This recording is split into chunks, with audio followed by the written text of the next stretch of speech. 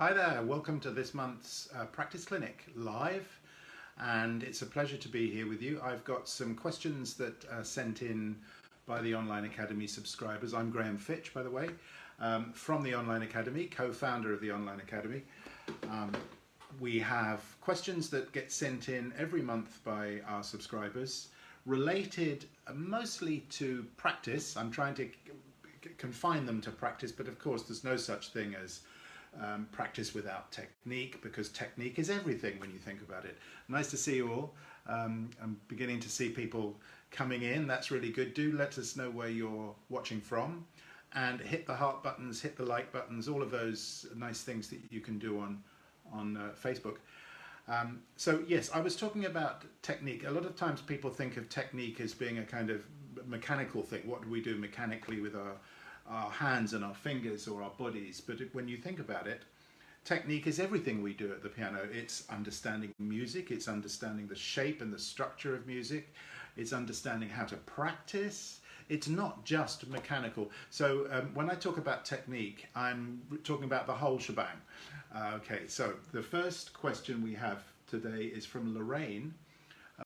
Veronique, nice to see you again. Hi from Switzerland. Lovely to see you. And then Gary is watching from Nottingham. And I'm afraid my Cyrillic is not desperately good. Estella is from California. That's wonderful. So it's a real kind of international crowd here. It's lovely. Thanks for being here. Christine is watching as well. And Viv from Wymondham. Now I'm from the UK and I don't really know where that is. Terrible.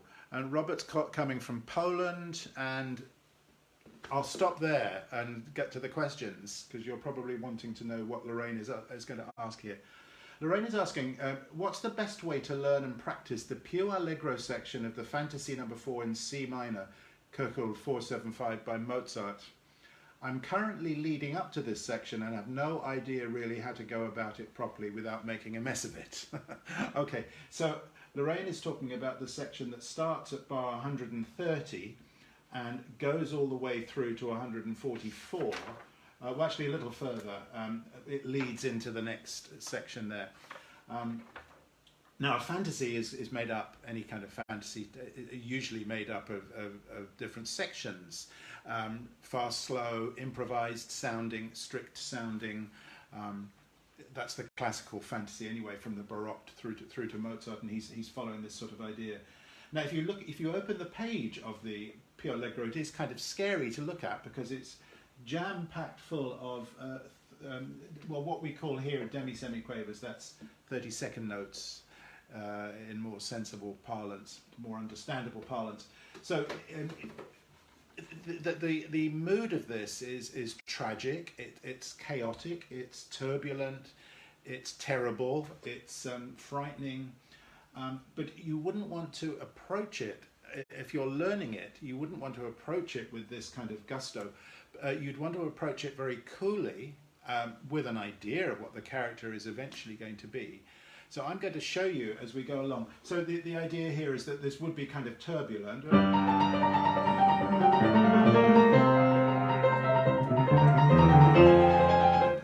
Amazingly anguished music here. But I wouldn't approach it that way in the practice, because I'd need to really figure out what was going on, so that my finger servants, I call these my servants, are directed by my intellect, my mind, as to where they want to go. And then when I perform the piece, in the end, I switch all of the mind stuff off and engage in the character. And I think that's really important, is that when we practice very carefully, very all our senses are involved, our ears, our minds, our body, of course. But when we perform, we're going more for the character, the more sort of visceral side of playing the piano. So I'm going to approach it now from a classical perspective, in fact a Baroque perspective. So if I were to play you this progression of harmony, you'd probably all immediately guess what it was.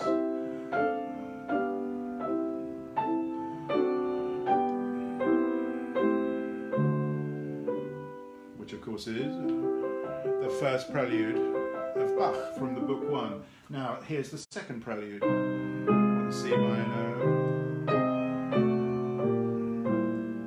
which when I unwrap it, we get the figuration that Bach writes. Now, if we would approach this section in a similar way, we'd notice that the first part of the figuration in the right hand is just broken chords. So how about, sort of written out in an Alberti style way, how about if I were to block those?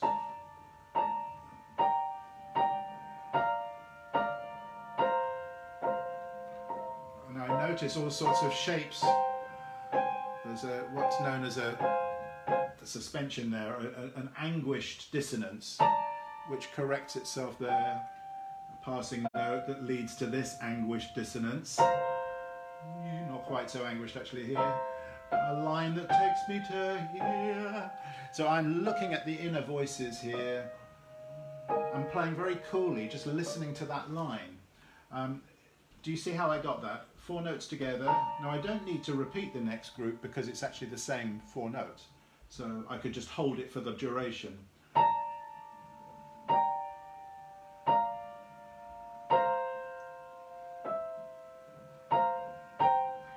At the end of bar 131, you'll notice that the harmonic rhythm speeds up. That's the rate of harmonic change.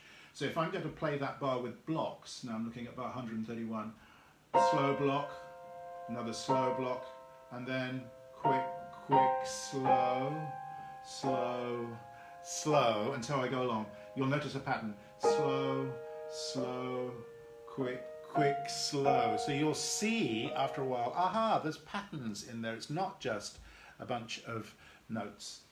It's a very organized bunch of notes. Now, I haven't looked at the left hand yet.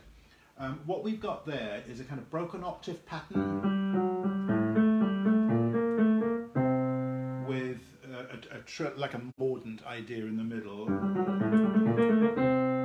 a lower neighbor, which is sometimes chromatic, sometimes not chromatic, sometimes diatonic, and it's very helpful to notice, oh, that's a semitone, half step, whereas that's a whole step from the thumb to the second finger, half step. So you'll notice what I've got there is my radar is awake for pattern recognition. I call this PPR, personalized pattern recognition. Whatever it is you notice is fine. Just notice something. Don't let it just be the fingers that wiggle. Let it be the mind that gets involved in these wiggling fingers. So if I wanted to just simplify that left hand, I could just play octaves, solid octaves, and I notice there that I'm playing 3 upbeats to a downbeat.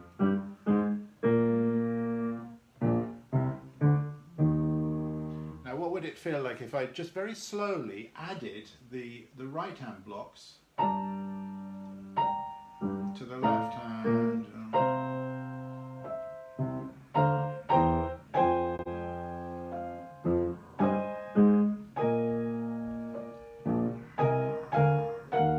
Idea of how this works, and then I could gradually open that up. Let me just now take even another skeleton idea. I'm going to play the right thumb and the left hand pinky.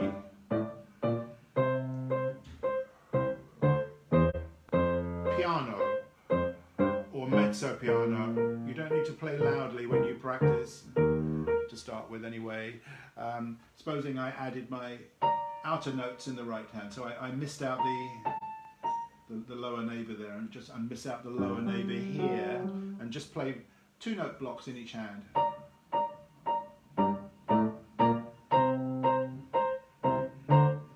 No pedal yet, and I'm starting to appreciate the pattern, and so on. It changes here.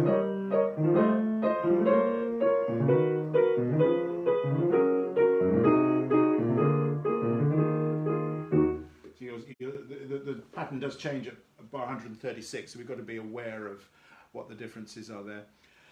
So having played just 2 note blocks, what I could do perhaps then would be to open up my right hand a little bit and maybe still continue with my left hand just the octaves. And again, I'm going to do it slowly.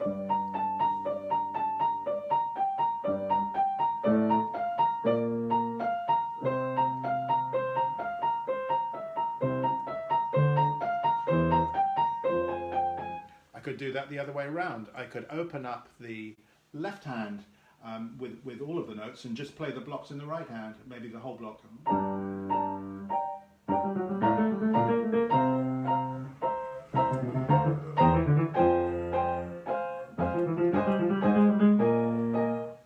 Do you see how this works? This is just an approach that I would highly recommend, because it gives you the musical structure underneath, which is, if I play the harmony,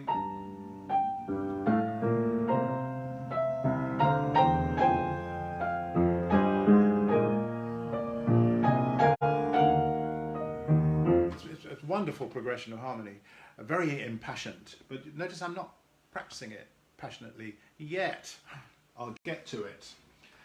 Just a couple of thoughts about technique, how we move. Let's look at the left hand, because you'll be able to see it a bit more clearly.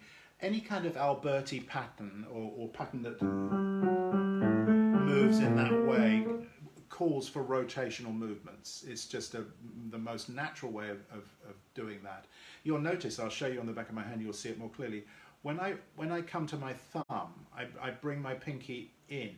So I'm not holding, I'm not stretching out.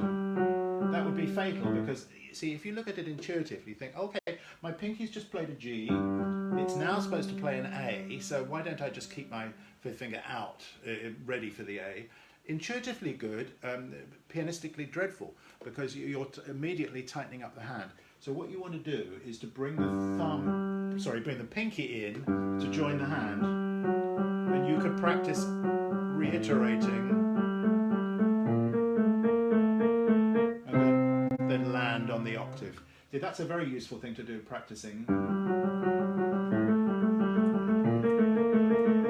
Just to free up that movement. Now you could also do similar idea in the right hand.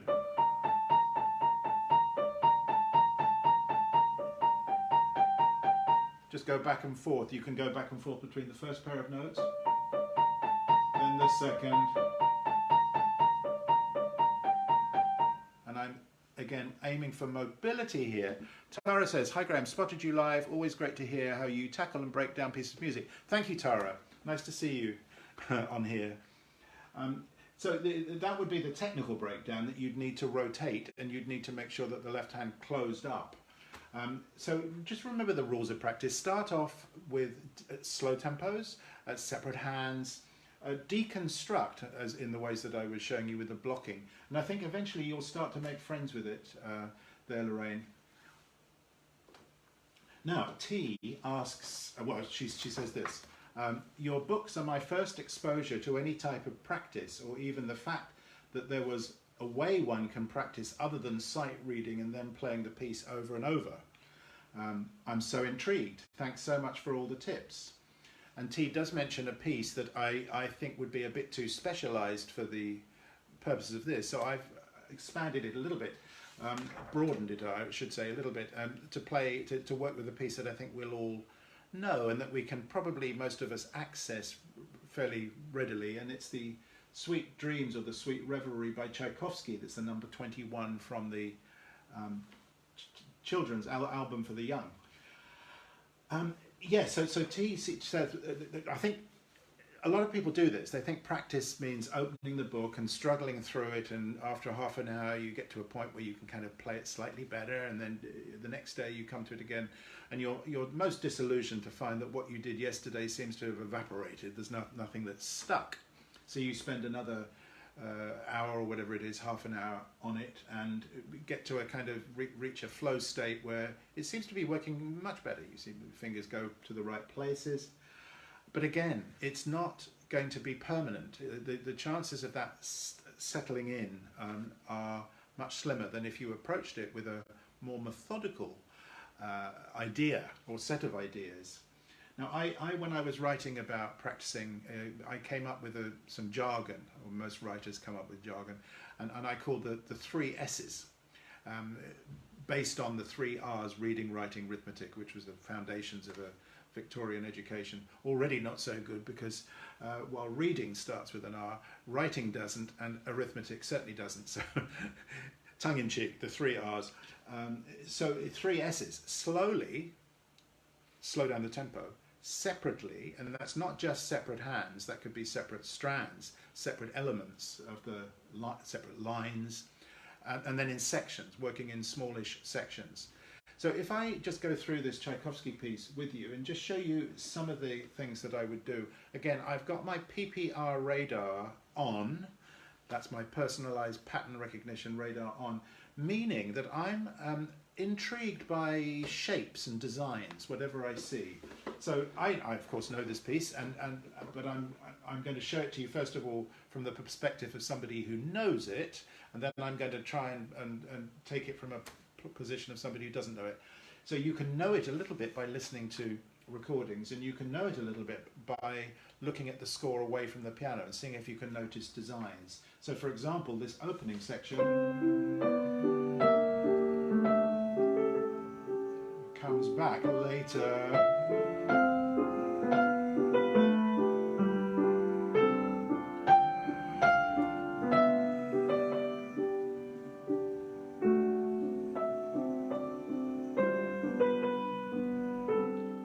This music is the same as the beginning, isn't it? So those two bars are identical, I've noticed. That helps me. However, these are different.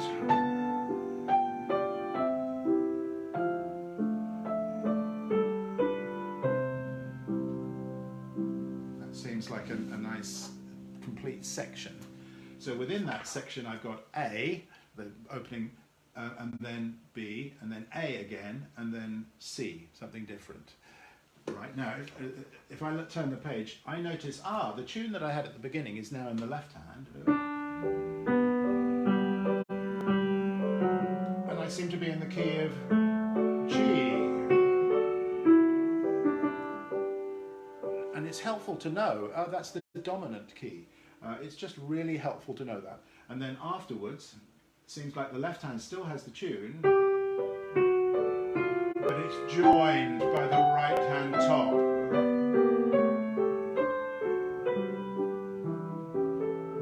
Now here's the same tune as I had just now.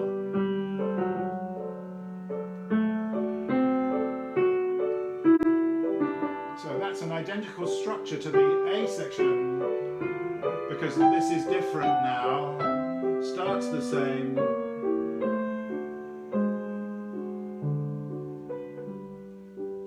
Now the A section again. So I've got an idea of the shape of the piece. It's what's known as ternary form, A, B, A. And I happen to notice similarities within the A section and the B section, which has four kind of phrases, each of which has four kind of phrases. The first and the third match. That's helpful. Saves me having to learn so many notes. Just repeat what I've already learned. Now let me take it back to the more micro level. I'm going to assume now that I'm beginning this piece and that I've had a couple of read-throughs where I might be struggling to play all the notes, but I've got the gist of it, more or less. I can get a sense of how it's supposed to feel, even though it's patchy maybe in the left hand. Maybe my tone isn't good, the balance isn't good, the pedalling isn't good yet. But I now want to go to the first of my three S's. Well, actually, I'm going to use all three of the three S's at once. Slowly, slow the tempo down. Separately, I'm going to work on one hand at a time. And then sections, I'm only going to look at, well, let's see how I go. Now, my PPR radar notices that I start on a C, go up 3 notes, repeat the note that I finished on there, and dip down. It happens to be an interval of a fifth.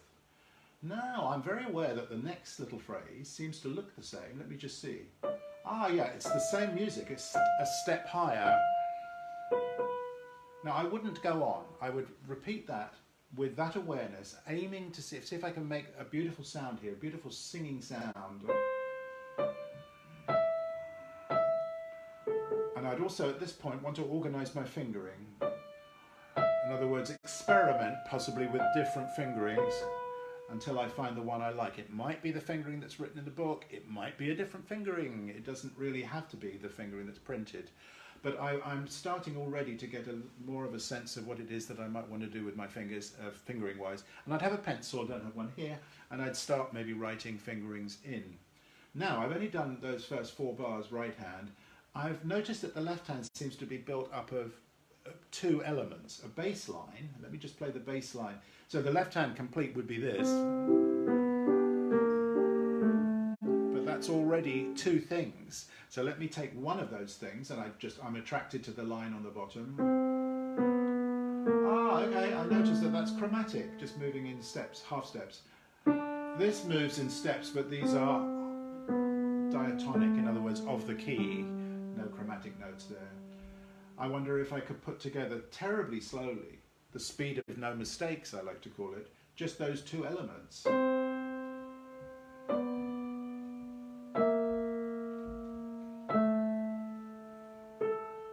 that's quite enough information. I can feel my brain whirring around there. Let me just stop, take a breath, take my hands off the keyboard and see if I can do that a little better, or just do it again. Now I notice here, both hands are moving in opposite directions from each other. My right hand repeats the note and then dips down. Ah, to an A. My left hand's holding an A. Do you see how I'm using my PPR radar? Each time I repeat, I notice a little bit more detail that I can even talk out to myself as I go. Now, there's one element that I haven't looked at,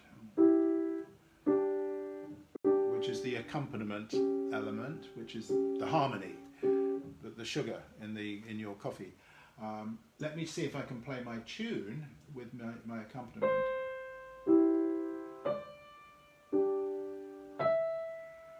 See how slowly I'm moving, and I stop after 2 bars because that's quite enough for my short-term, my working memory to hold. I don't want to play on, because if I play on, my brain kind of forgets what it felt like to do at the beginning. So micro bursts, micro sections. I think maybe I'm ready to play the left hand, both elements together. I've got to lift my chord, but I've got to join my bass. So there's a technical challenge there. So I might come up with a little exercise that helps me with that. Supposing I repeat each chord maybe 2 or 3 times. Gives me a bit of thinking time, and it also helps me to feel the release of the chord as I'm holding on to the bass note. Now let me see if I can repeat fewer times. Now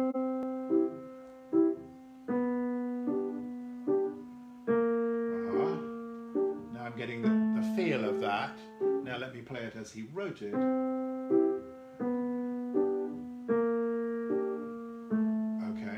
I'm probably ready to do that hands together. And again, super slowly. Do you notice what I'm doing here? It's super slow. I'm working in tiny little sections at a time. My mind is active. And when I repeat, which I do need to do, I'm repeating mindfully, not just mechanically. I'm aiming to engage my ear, my fingers, and my brain in this process. So the problem with sight reading a piece over and over and over, T, is that if you do that, what tends to happen is you ingrain all of those errors. You never get to a point where you've absorbed it fully. It's just in the short-term muscle memory, and then you come back to it the next day and it's disappeared. This is a little bit like the three pigs, the 3 little pigs. I'm sure you remember the story of the 3 little pigs. There's a neat cartoon of that on YouTube. The first little pig is lazy and builds his house out of paper or straw or whatever. The next one builds it out of wood.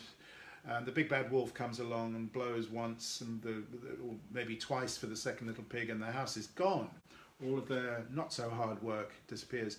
However, the third little pig builds his house on solid ground. It digs foundations down, goes deep into the ground before going up.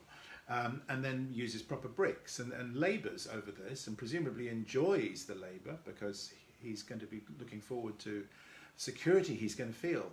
The big bad wolf's not going to be able to touch him.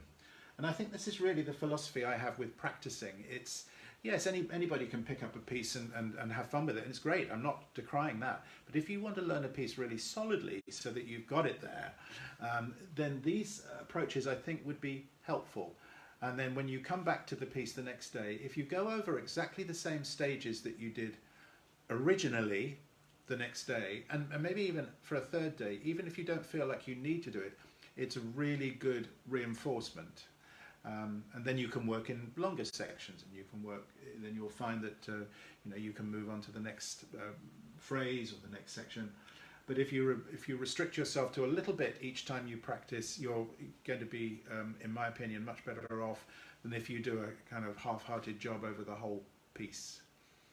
Right, and then the final question is from Suzanne, who brings up the Fantasie-Impromptu by Chopin.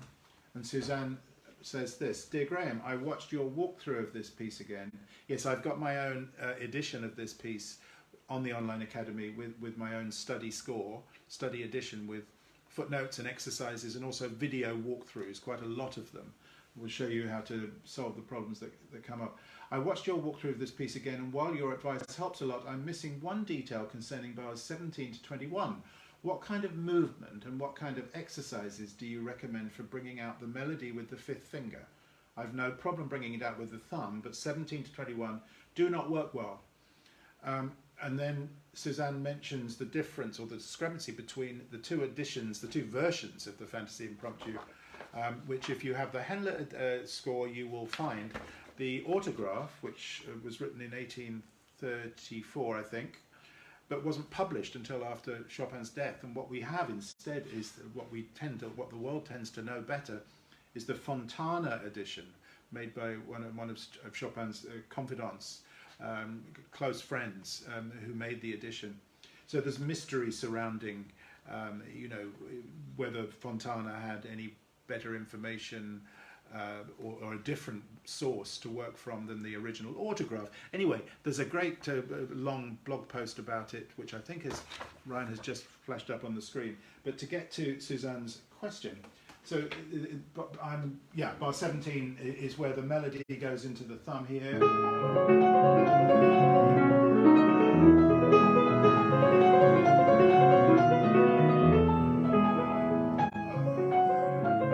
then traditionally, it goes into the pinky finger, as according to Fontana. But what's interesting is the autograph does not have that. The melody stays in the thumb, and so therefore we don't get an opportunity to colour our sound differently. And it's probably one of those things that even if Chopin hadn't actually written it in, may well have intended. It may be part of just a creative way to perform music, which is if you've got the same phrase twice, maybe find a way of varying it the second time by shifting the voicing. So all Chopin's doing, if I just strip this down, thumb,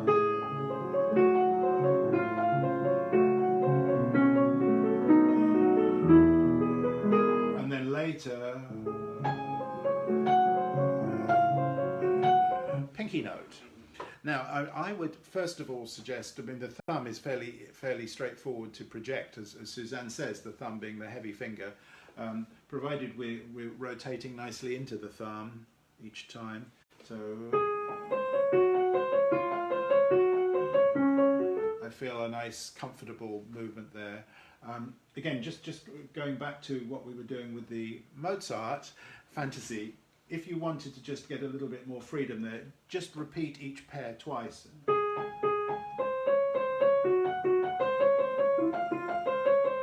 That's a good way to practice it, because you've got freedom here, and if you actually divide each pair into 6, you've got 1 and 2 and you can put the accent first of all on this finger, then that finger,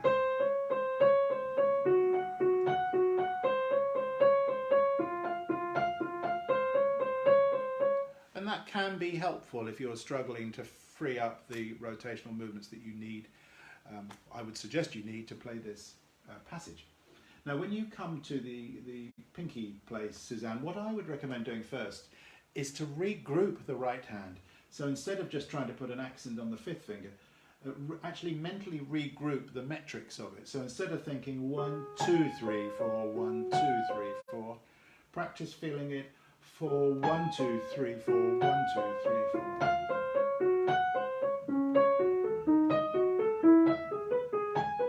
So what I'm doing there is I'm removing any trace of accent, downbeat accent, from my thumb, and instead feeling that my pinky finger is firm. Now, again, because I'm rotating from my thumb to my pinky, I'm not lifting the finger. I'm not trying to strengthen my 5th finger. I've already got a perfectly strong 5th finger, provided I make this movement into it. Do you see? It's not this. That's going to kill you. Whereas this is free and easy. So I hope you can see the movement.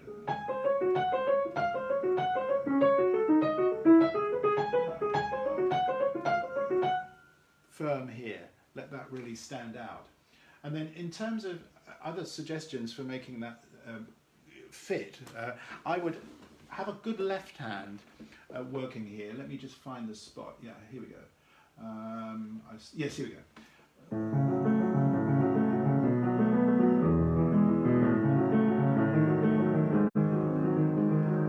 Provided that left hand is really freely rolling, I'm using circular movements. I'm using what's known as wrist circles. Can you see how that works?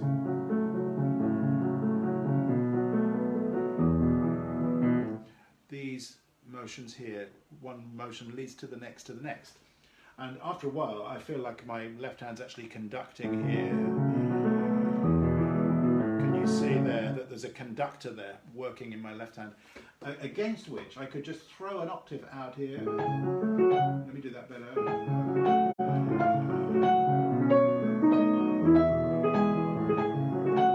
So I'm just doing a broken octave to start with against my left hand. And I think that those ways of practicing would certainly get you in the right direction there, Suzanne. I hope that's helpful to you. That's the end of the questions, but I would like to just mention that some upcoming workshops that we're doing on the Online Academy coming up. Now, Friday the 30th of July, I'm doing a workshop on Zoom on the fundamentals of piano practice. You'll be able to find all the details on our website, and I'm sure Ryan is probably there now, about to post links. I'm also doing on the same afternoon, 4 o'clock British summertime, a workshop on memorization, and that would be of value to anybody, even if you're not going to memorize a piece. It's really a workshop on deep learning. We touched on it a little bit earlier with the Tchaikovsky.